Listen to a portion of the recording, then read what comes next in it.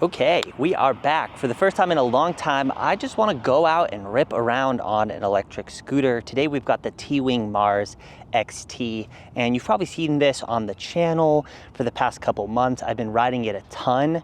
It's kind of my new quote-unquote favorite scooter. It's at least the scooter that I've been riding the most. Now, this isn't the full-blown XTR.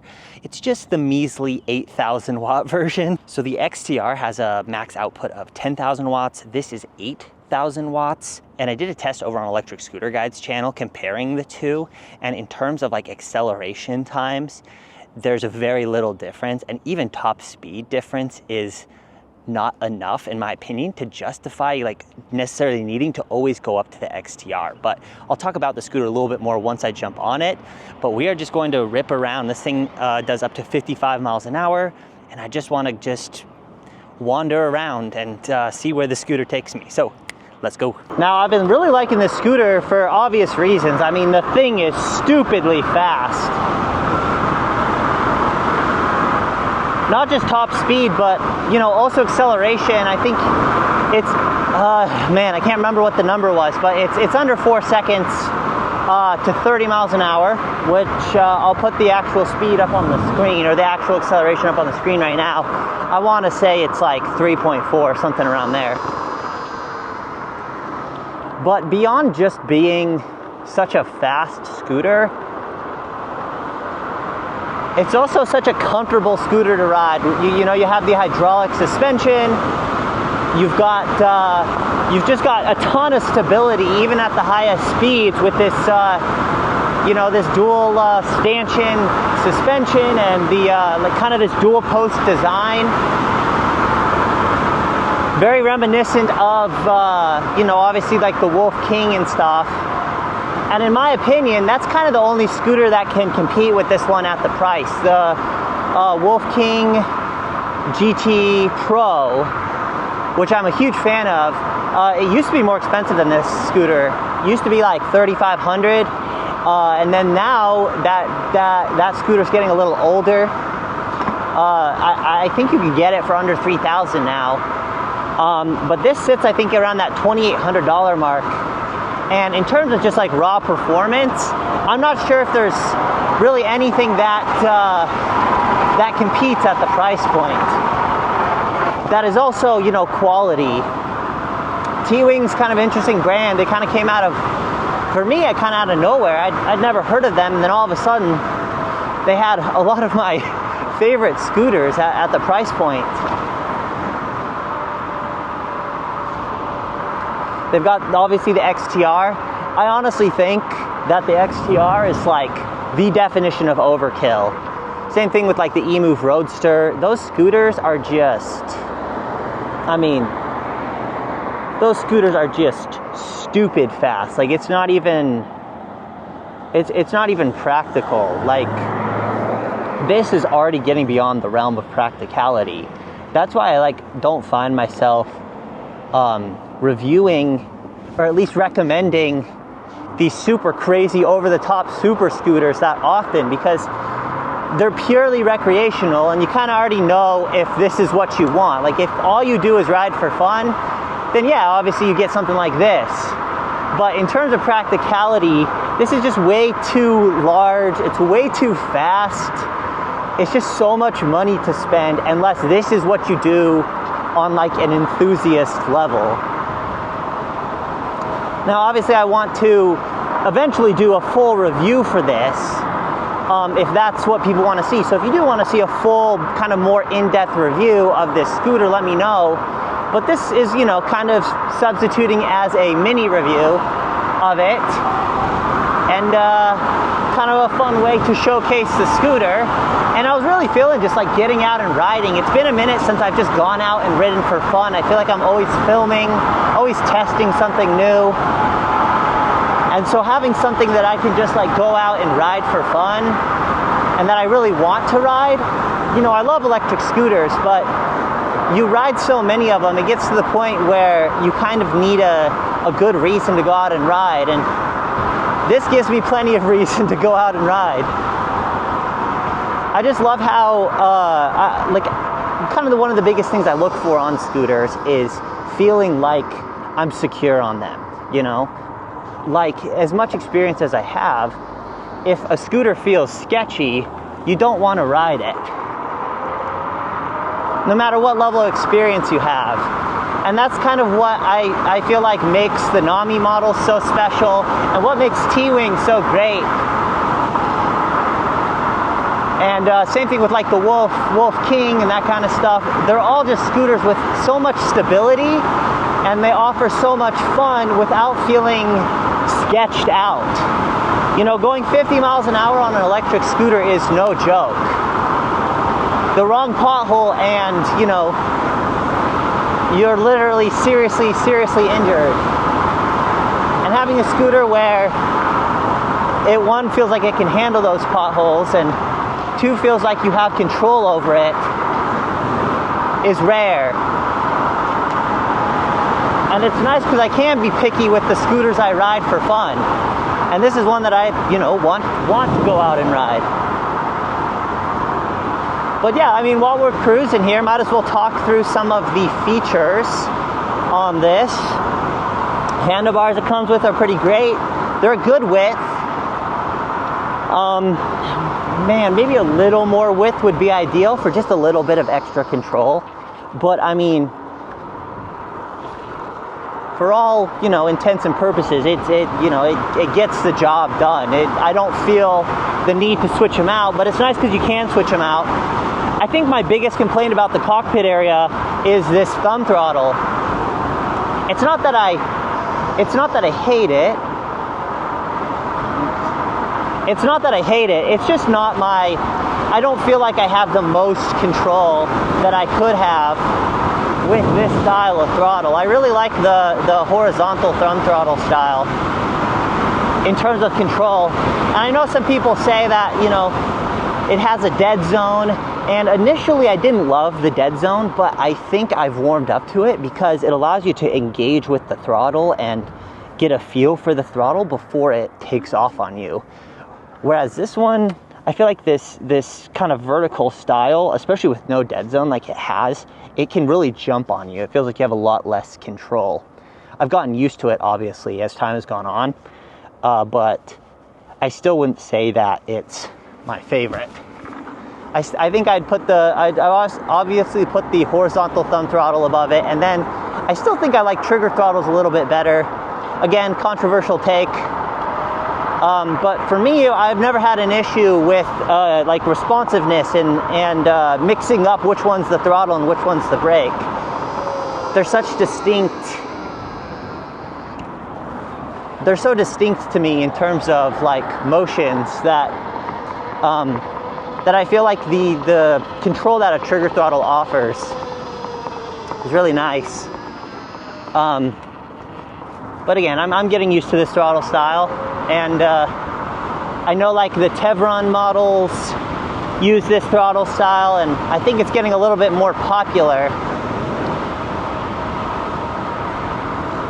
But I'd love to do like an in-depth look at all the different throttle styles that are on the market now. I feel like that'd be an interesting video. I did a video on that, gosh, like right at the beginning of the channel. It was like I can't remember if, I think I published it right before I published the common mistakes video. And kind of at the time, there was only the two like horizontal thumb throttle style on like the entry-level scooters, and then mostly trigger throttles on the higher-end scooters. But now there's so many options, and also there's a lot of ways to just switch out the throttle you're using. Like if you buy a scooter, you don't have to just use the one that's included. Everything's so modular now, especially at the high end, which I think is the ideal. Wait for this bike here. Good. Thank you.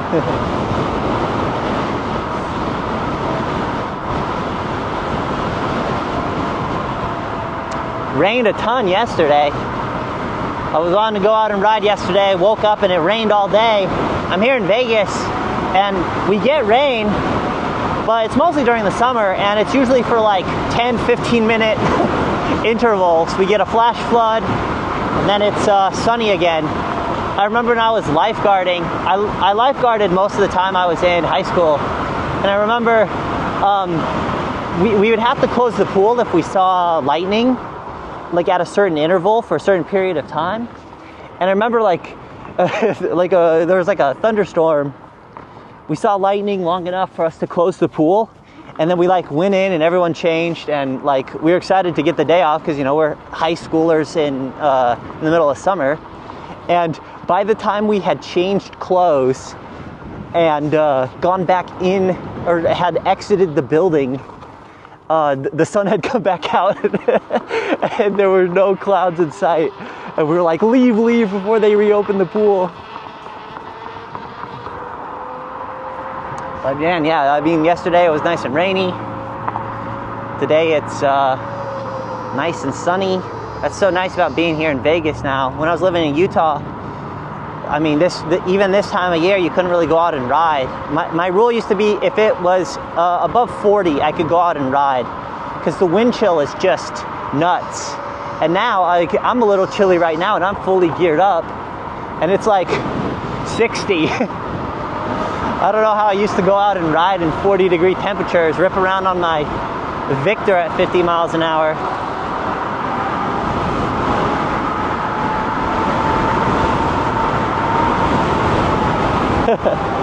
It is quite windy. I hope that the audio is okay. I've got it under my jacket to hopefully help with the wind, but I hope it doesn't obscure my voice too much. I suppose if the audio is too bad, you guys won't ever see this video as its own video. It'll just be footage I use. Windy, I'm losing, my helmet's getting pulled off of my head at the higher speeds. Hold on, let me stop and adjust it. But yeah, man, what else is there to say about this scooter? It's just super solid. I think that's kind of why I haven't done a review yet, is because I don't have like a ton of like super interesting insights into it. It's just it's a solid scooter that does exactly what it, you know, advertises and what it looks like it should do. It's an absolute monster. It rips around at absurd speeds. It's stable. The tires are nice and big and wide and have good grip. It's got a huge riding platform. I haven't had any quality issues. Oh, I guess the one thing is that from the factory, it looks like, I mean, it is a tiny bit of offset, but the handlebars, this left side is slightly closer to me than the right side. And I thought maybe it was the handlebars or the clamp or whatever, but you can see that they're just ever so slightly out of line.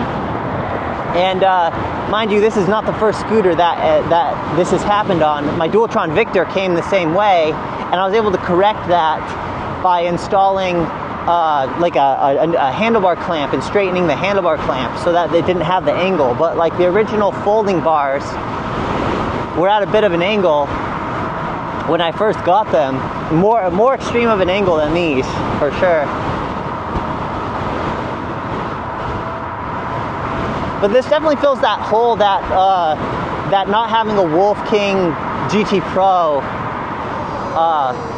made, because I've ridden the Wolf King GT Pro, but I don't own one, and I've always really wanted one. And this thing fills that exact need for me. I think the Wolf King GT Pro is a little bit higher speed. I think you get above 60, like legit, like 61, something around there. But I mean, I don't really like crave, like 55 is already like plenty for me. I mean, I just don't like, after even like 45 miles an hour, you basically are, it's like anything faster is just kind of a death wish.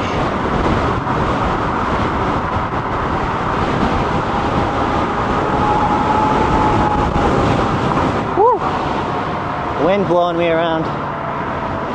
I thought I just charged this thing, but I guess I didn't. I'm only at 40%. I mean, that still should be enough, plenty to rip around, but I was considering maybe going out to Red Rock, but I might have to head back.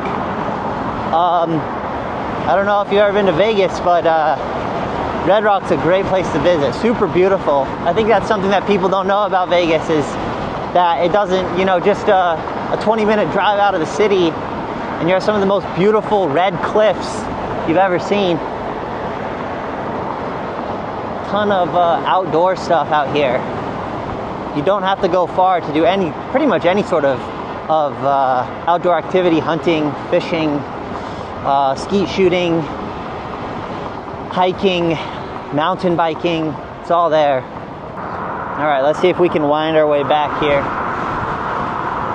through the streets.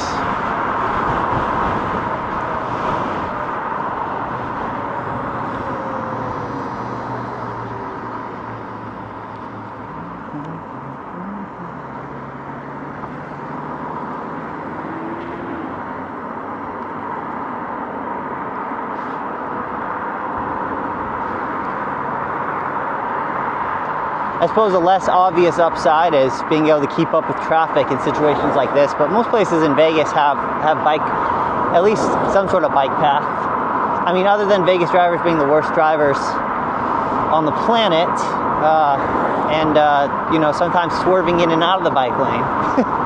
Other than that, it's a pretty safe place to ride. Don't really, like, by necessity need a scooter that can go this fast, but it is nice to be able to keep up with traffic if you don't trust the bike lane or there is no bike lane. I hit a school zone. Okay, we are back on the trail. I'm going to just shut up for a little bit and let's rip. Let's go just a little bit faster than I've been going while I'm talking. Oh wait, did those? Hold on, I can't tell if it felt like the handlebars slipped a little. I don't know if I need to tighten these down. Let's see. Oh, just the grip. It was just the grip. Let me tighten that real quick. I put those really cheap grips that I've been recommending for years, just to see how they held up to like a super high-end, high-power scooter, and they've been great. So yeah, if you haven't seen the video on my Amazon accessories recommendations, or my old one, I actually did a couple years ago about all my favorite accessories, and they've been in there every time. I mean, they're like $4.98, like $5 for locking grips. Instantly upgrade your ride if, you know, your scooter came with some crappy grips. It's the way to go. All right, I will shut up and let's rip.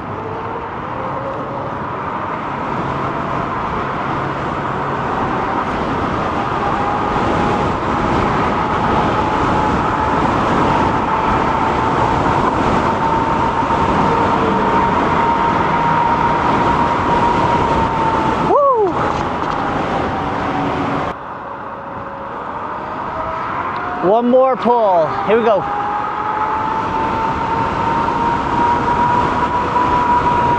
right, I hit 50. I'm happy. Well, a big thanks for riding with me.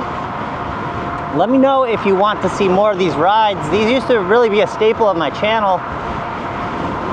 Just go out and ride around at different locales. Might be fun to go do the Red Rock Loop again. I haven't done that Red Rock Loop in a while. And yeah, let me know if you want to see a full dedicated review of this scooter. And I'll see you guys in the next one.